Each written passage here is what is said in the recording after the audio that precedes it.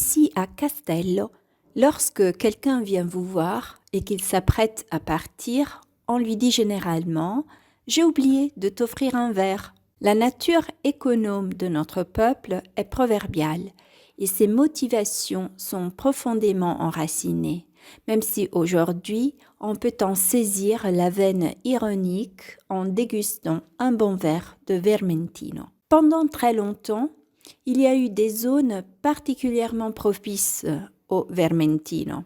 Diano Castello était l'une d'entre elles. C'est un vin qui a un goût de pomme et qui conserve parfois une note salée. Ces terres sont calcaires et donnent naissance à des vins très intéressants. Les racines de Diano Castello sont très anciennes, comme en témoigne son nom dédié à la déesse des forêts.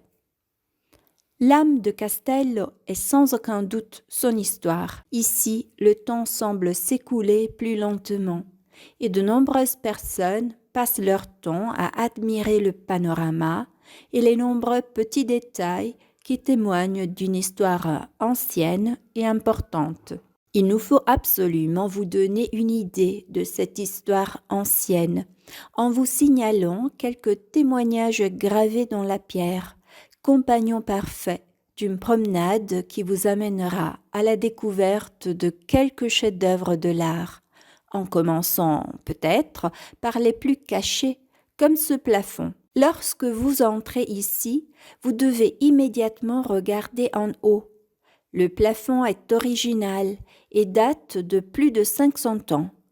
Sa particularité réside également dans les nombreux carreaux peints qui représentent l'ancienne vie médiévale de Diano Castello. Diano Castello possède de nombreux trésors, des architectures anciennes, des fresques et même des chefs-d'œuvre du XVIe siècle peints par les frères Brera. L'un de ces retables est extrêmement rare car il représente une vierge nourricière. La figure de la vierge est généralement bien couverte. Ici, en revanche, elle est représentée avec un sein nu en train d'allaiter, ce qui pourrait être considéré comme un excès de vulgarité. Il s'agit cependant du seul cas autorisé d'une vierge non entièrement couverte, car l'intention était de représenter ici une mère avant même que la Vierge. Un passé important vous attend à Diano Castello,